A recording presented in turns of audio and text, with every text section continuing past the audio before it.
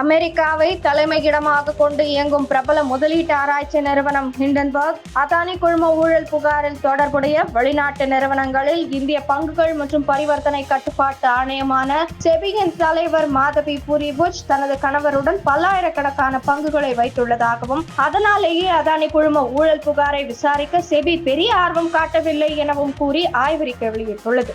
இந்த அறிக்கை பெரும் அதிர்வலைகளை ஏற்படுத்தியுள்ளது. இதுகுறித்து இண்டி கூட்டணி கட்சிகள் பிரச்சனையை கிளப்ப தொடங்கியுள்ளன. அதானி மீதான புகாரை விசாரிக்க செபி தலைவருக்கு அருகதை இல்லை. இவர் மீதான குற்றச்சாட்டுகளை விசாரிக்க பார்லிமெண்ட் நிலைக்குழு அமைக்க வேண்டும்.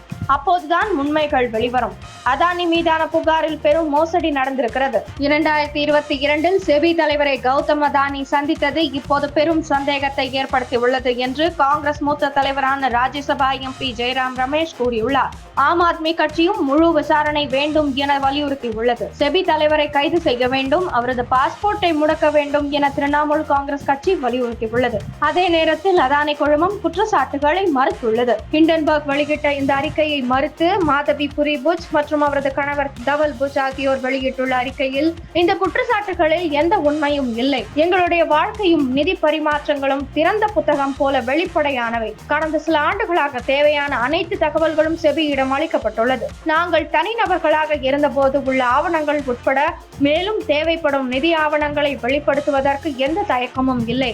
இந்த விவகாரத்தில் முழு வெளிப்படைத்தன்மைக்காக உரிய நேரத்தில் விரிவான அறிக்கை வெளியிடப்படும். ஹிண்டன்பர்க் ஆராய்ச்சிக்கு எதிராக செபி அமைப்பு அமலாக்க நடவடிக்கை எடுத்தது. நோட்டீஸ் ஒன்றும் அனுப்பியது. அதற்கு பதிலாக செபியின் பெயருக்கு களங்கம் விளைவிக்க ஹிண்டன்பர்க் முயன்றுள்ளது என்று கூறியுள்ளார். ஹிண்டன்பர்க் நிறுவனம் ஒரு ஷார்ட் செல்லிங் ஏஜென்ட் என கூறியுள்ள பாஜகவின் தமிழக மாநில தலைவர் அண்ணாமலை முதலீட்டாளர்களை பீதியில் ஏற்படுத்தும் வகையில் செய்தியை வெளியிட்டு பங்கு சந்தையில் ஆயிரக்கணக்கான கோடியில் ஹிண்டன்பர்க் லாபம் பார்க்கிறது என குற்றம் சாட்டியுள்ளார். மேலும் ஒரு பங்கு விலை இறங்குவதை முன்கூட்டியே கணித்து அதனை விற்று லாபம் பார்க்கிறது. உலக அளவில் முக்கிய நிறுவனங்களை குறிவைத்து பல கோடி சம்பாதிப்பதே ஹிண்டன்பர்க் நோக்கம். செபி தலைவர் குறித்து ஹிண்டன்பர்க்கின் குற்றச்சாட்டில் உண்மை இருந்தால் அரசு நிச்சயம் நடவடிக்கை எடுக்கும் என்று அண்ணாமலை கூறியுள்ளார். இதற்கு முன்பு ஒரு ஹிண்டன்பர்க் அறிக்கை கொடுத்தாங்க. அதை உச்சநீதிமன்றத்தினுடைய சிறப்பு குழு, உச்சநீதிமன்றமே ஒரு கமிட்டி அனௌன்ஸ் பண்ணி அந்த ஹிண்டன்பர்க்கினுடைய முழு இதையும் ஆராய்ஞ்சு அதில் ஒன்றுமே இல்லை. இன்ஃபேக்ட் கண்டெம்ப்ட்னு சொல்லிட்டு ஹிண்டன்பர்க்கு நோட்டீஸ் கொடுத்துருக்குறாங்க. ஆனால் இந்த நம்ம நல்லா புரிஞ்சுக்கணும், இந்த ஹிண்டன்பர்க்ங்கிறது என்ன? It is a short selling ஒரு ஏஜென்ட். அதாவது இது போன்ற ஒரு செய்தியை சொல்லணும், அதன் மூலமாக இன்வெஸ்டர் பேனிக் ஆகணும். அதில் முதல்லையே போய் இவங்க ஷார்ட் ஆப்ஷன் பண்ணி வச்சுக்குவாங்க. ஸோ ஃபஸ்ட்டே விற்பாங்க அப்படிங்கிறது தெரிஞ்சு அவங்க ஷார்ட் பொசிஷன் எடுக்கிறனால ஹிண்டன்பர்க் அவங்களுக்கு ஆயிரக்கணக்கான கோடிகள் ரூபாய் லாபம் கிடைக்குது. இதான் ஹிண்டன்பர்க்கினுடைய இது. அது ஏதோ ஒரு பப்ளிக் சர்வீஸ் கம்பெனியோ இல்லை பத்திரிகை நண்பர்களை போல மக்களுக்கு செய்தி சொல்லக்கூடிய ஒரு நிறுவனமோ உங்களை போல வெயிலில் தப்பை கண்டுபிடிச்சி வெளியே தொலைக்காட்சியில் சொல்லக்கூடிய ஒரு அமைப்போ கிடையாது. அது ஒரு for profit organisation. Short position எடுப்பாங்க. அதாவது ஒரு விஷயத்தை கொண்டு வந்தாங்கன்னா மக்கள் பேனிக் ஆகி அட்வான்ஸாக விற்பாங்க. அதை முதல்ல ஷார்ட் பொசிஷன் எடுத்தாங்கன்னா பணம். இது நம்பர் 1. இரண்டாவது, இப்போ ஹிண்டன்பர்க் ஒரு விஷயத்த சொல்கிறாங்க, அதை கண்டிப்பாக ஆராய வேண்டியது நம்ம கடமை. அவங்க நல்லவங்களா கெட்டவங்களா நம்ம பார்க்கக்கூடாது. ஹிண்டன்பர்க் சொல்லியிருக்கிறாங்க, அதுபோல் 1000 பேர் சொல்கிறாங்க.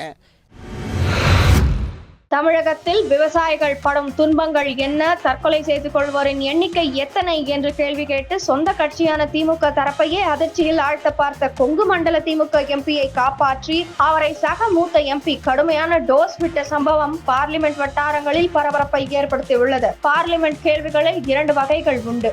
ஒன்று ஸ்டார் கேள்விகள், இன்னொன்று அன்ஸ்டார் கேள்விகள். கேள்வி நேரம் நடைபெறும் போது ஸ்டார் கேள்விகள் மட்டுமே எடுத்துக் கொள்ளப்பட்டு எம்பிக்கள் கேள்வி கேட்க அதற்கு அமைச்சர்கள் பதில் அளிப்பார்கள். அன்ஸ்டார் கேள்விகளுக்கு நேரடியாக சம்பந்தப்பட்ட எம்பிக்கு பதில்கள் அனுப்பி வைக்கப்படும். கேள்வி நேர அலுவல்களின் போது இவை எடுத்துக் கொள்ளப்பட மாட்டாது. நடப்பு கூட்டத்தொடரில் லோக்சபா ஸ்டார் கேள்விகளின் பட்டியலில் கொங்கு மண்டல எம்பி ஒருவர் தமிழகத்தில் விவசாயிகள் படும் இன்னல்கள், தற்கொலை செய்து கொண்ட விவசாயிகளின் எண்ணிக்கை, இவர்களது தற்கொலைக்கான காரணங்கள் என்னென்ன என்று கேட்டிருந்தார். இந்த கேள்வி பட்டியல் வெளியான அன்று காலையில் பலருக்கும் ஆச்சரியம். திமுக மூத்த எம்பிக்கள் தரப்புக்கோ கடும் அதிர்ச்சி. தமிழகத்தில் நடப்பு தற்போதோ நம்முடைய ஆட்சி, அங்கு எத்தனை விவசாயிகள் தற்கொலை செய்து கொண்டனர் என்ற பட்டியலை நம் கட்சிக்காரரே கேட்பதா என்பதுதான் அதிர்ச்சிக்கான காரணம். திராவிட மாடல் ஆட்சியில் தமிழகத்தில் விவசாயிகள் தற்கொலை செய்து கொள்கின்றனர் என்ற தகவல் பார்லிமெண்டிலேயே ஊர்ஜிதமாகிவிடுமே என அச்சப்பட்ட மூத்த எம்பிக்கள் புதிய எம்பியை வரவழைத்து கடுமையாக திட்டி தீர்த்தனர். அந்த புதுமுக எம்பியை நாள் முழுதும் சபை பக்கம் வராமல் பார்த்து கொண்டனர். இதனால் எம்பி ஆப்சென்ட் என்று தெரிந்து சபாநாயகர் அடுத்த கேள்விக்கு போய்விட்டார். இதனால் அந்த கேள்வியும் அதற்கான பதிலும் பார்லிமெண்டில் பேசப்படாமல் அமுங்கி போய்விட்டது. டிவியிலும் நேரடியாக ஒளிபரப்பாகாததால் பிரச்சனை அப்படியே அமுங்கி போய்விட்டது. இல்லை என்றால் தமிழக அரசுக்கு பெரும் நெருக்கடியை ஏற்படுத்தி இருக்கும் என்று டெல்லி வட்டாரத்தில் இருந்து செய்திகள் வெளியாகியுள்ளன. தமிழக பகுதிகளின் மேல் வளிமண்டல கீழடுக்கு சுழற்சி நிலவுவதன் காரணமாக 14ஆம் தேதி வரை தமிழகத்தில் அநேக இடங்களிலும், புதுச்சேரி மற்றும் காரைக்கால் பகுதிகளிலும் இடி, மின்னல் மற்றும் 30 முதல் 40 கிலோமீட்டர் வேகத்தில் வீசும் காற்றுடன் லேசானது முதல் மிதமான மழை பெய்யக்கூடும் என சென்னை வானிலை ஆய்வு மையம் அறிவித்துள்ளது. இன்று கோவை, தேனி மாவட்ட மலைப்பகுதிகள், நீலகிரி, திண்டுக்கல் மாவட்டங்களில் ஓரிரு இடங்களில் கனம் முதல் மிக கனமழை பெய்யும் எனவும், தென்காசி, திருநெல்வேலி மாவட்ட மலைப்பகுதிகள், திருப்பூர், விருதுநகர், மதுரை, திருச்சி, அரியலூர், பெரம்பலூர், சிவகங்கை, புதுக்கோட்டை, தூத்துக்குடி மாவட்டங்களில் கனமழை பெய்யும் எனவும் அறிவிக்கப்பட்டுள்ளது. சர்வாதிகாரத்துக்கு எதிராக முழு பலத்துடன் அனைத்து எதிர்க்கட்சிகளும் குரல் கொடுத்தால் டெல்லி முதல்வர் அரவிந்த் கெஜ்ரிவால் 24 மணி நேரத்திற்குள் சிறையில் இருந்து வெளியே வருவார் என ஆம் ஆத்மி மூத்த தலைவர் மணீஷ் சிசோடியா தெரிவித்துள்ளார். மேலும் அரசியல் சாசனத்தை விட பாஜக தலைவர்கள் சக்தி வாய்ந்தவர்கள் அல்ல. தலைவர்களை சிறையில் அடைக்கும் மற்றும் குடிமக்களை துன்புறுத்தும் இந்த சர்வாதிகாரத்துக்கு எதிராக ஒவ்வொரு நபரும் போராட வேண்டும். ஹரியானா, மகாராஷ்டிரா, ஜார்க்கண்ட் ஆகிய மாநிலங்களில் நடக்கும் சட்டசபை தேர்தல்களில் பாஜகவை படுதோல்வி அடைய வைக்க வேண்டும் எனவும் மணீஷ் சிசோடியா கூறியுள்ளார். ராஜ்யசபாவில் தற்போது 12 எம்பி பதவிகள் காலியாக உள்ளன. இதற்கு அடுத்த மாதம் 3ஆம் தேதி தேர்தல் நடைபெற உள்ளது. இதில் 7 இடங்கள் பாஜகவிற்கு கிடைக்கும். இதனுடைய வேட்பாளர்களை பாஜகவின் பார்லிமெண்ட் குழு கூடி தேர்ந்தெடுக்கும். இந்நிலையில் ஒரு அதிரடி பெண்மணியை எம்பியாக கொண்டு வர வேண்டும் என பாஜக ஆலோசனை செய்து வருகிறதாம். இதனால் அமேதியில் தோற்ற ஸ்மிருதி இரானியை ராஜ்யசபா எம்பியாக்க பாஜக யோசனை செய்து வருகிறதாம். அவர் எம்பியானால் ராஜ்யசபாவில் அடிக்கடி மோதல்கள் வரும். பல துறைகளில் சிறப்புடன் செயல்படும் 12 பேரை ஜனாதிபதி ராஜ்யசபா எம்பிக்களாக நியமிக்கலாம். இதில் தற்போது 4 எம்பி பதவிகள் காலியாக உள்ளன. இந்த 4இல் 1 அல்லது 2 இடங்கள் தமிழர்களுக்கு கிடைக்கும் என பேச்சு அடிபடுகிறது. மேலும் தமிழகத்தில் பொருளாதாரம் குறித்து எழுதும் பிரபலம் ஒருவருக்கு நிச்சயம் நியமன எம்பி பதவி உண்டு என பாஜக வட்டாரங்களில் கிசுகிசுக்கப்படுகிறது. ஜனாதிபதி திரௌபதி முர்மு திமோர் லெஸ்டே நாட்டிற்கு சுற்றுப்பயணம் மேற்கொண்டுள்ளார். அவர் அந்நாட்டின் ஜனாதிபதி ஜோஸ் ரமோஸ் ஹோர்ட்டாவை நேரில் சந்தித்து பேசினார். அப்போது முர்முவுக்கு ஜோஸ் நாட்டின் உயரிய grand collar of the order of Timor Leste விருது வழங்கி கௌரவித்துள்ளார். இந்த சந்திப்பின் போது ஜோஸிடம் முர்மு பேசும்போது, உலகம் முழுவதும் ஒரே குடும்பம் என இந்தியா கருதுகிறது. கடின உழைப்பு மற்றும் நம்பிக்கை தன்மை ஆகியவற்றிற்காக இந்தியர்களை ஒட்டுமொத்த உலகமும் ஏற்றுக்கொண்டுள்ளது என முர்மு கூறியுள்ளார். இந்திய வம்சாவளியினர் ஒவ்வொரு துறையிலும் பங்கு பெறுகின்றனர். முன்னோர்களிடம் இருந்து கற்றுக்கொள்ளுதலால் இந்தியர்கள் எல்லா இடத்திலும் ஏற்றுக்கொள்ளப்படுகின்றனர் என்றும் அவர் கூறியுள்ளார். சமூகம் மற்றும் உலகத்தின் ஒட்டுமொத்த முன்னேற்றத்திற்கு பெண்களின் முன்னேற்றம் முக்கியம் என வலியுறுத்திய முர்மு, பெண்கள் சுதந்திரத்துடன் செயல்பட சுய உதவி குழுக்கள் எப்படி செயல்படுகின்றன என்றும் அவர் சுட்டிக்காட்டி பேசியுள்ளார். குடும்பம், சமூகம் மற்றும் நாட்டை முன்னெடுத்து செல்ல பெண்கள் விரும்புகின்றனர் என ஜனாதிபதி முர்மு பேசினார்.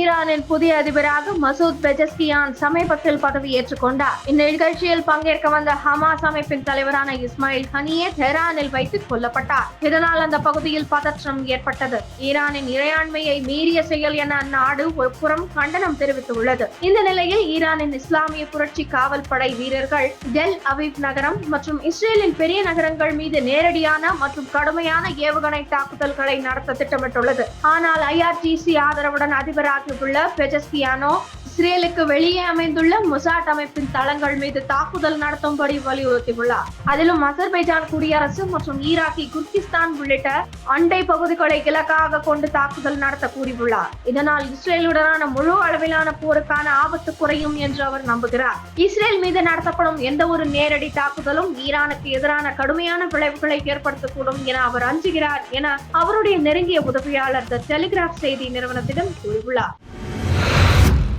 பாகிஸ்தான் நாட்டில் மக்கள் தொகை ஏறக்குறைய 24 கோடியாக உள்ளது. அவர்களில் பலர் செலவுக்கு வழியின்றி தவித்து வரும் சூழல் காணப்படுகிறது. இது பற்றி வெளியான ஆய்வறிக்கை ஒன்றில் 56% மக்கள் அத்தியாவசிய தேவைகளுக்கு செலவிட்ட பின்னர் சேமிப்பதற்கு முடியாத சூழலில் உள்ளனர் என ஆய்வு ஒன்று தெரிவிக்கின்றது. பொருளாதார நெருக்கடியில் சிக்கி தவித்து வரும் அந்த நாட்டில் கடந்த ஆண்டில் நிதி நெருக்கடியில் சிக்கி தவித்து வருபவர்களின் எண்ணிக்கை 14% நகரவாசிகள் என்ற அளவில் அதிகரித்துள்ளது. இதன் விளைவால் நாட்டின் நகர மக்கள் தொகையில் 74% பேர் அவர்கள் பெரும் வருவாயை வைத்துக் கொண்டு மாத செலவுகளை கூட எதிர்கொள்ள முடியவில்லை. கடந்த ஆண்டு மே மாதத்தில் 60% என்ற அளவில் இந்த எண்ணிக்கை இருந்தது. இது நடப்பு ஆண்டில் 74% என அதிகரித்துள்ளது. இதனால் மளிகை பொருட்கள் உட்பட அத்தியாவசிய செலவுகளை கூட அவர்கள் நிறுத்தி உள்ளனர் என தெரிய வந்துள்ளது. 40% நெருங்கியவர்களிடம் இருந்து கடன் வாங்கும் நிலைக்கு தள்ளப்பட்டுள்ளனர். 10% வருவாயை ஈடுகட்டும் வகையில் பகுதி நேர வேலைகளில் ஈடுபட்டு வருகின்றனர் என அந்த அறிக்கை தெரிவிக்கின்றது.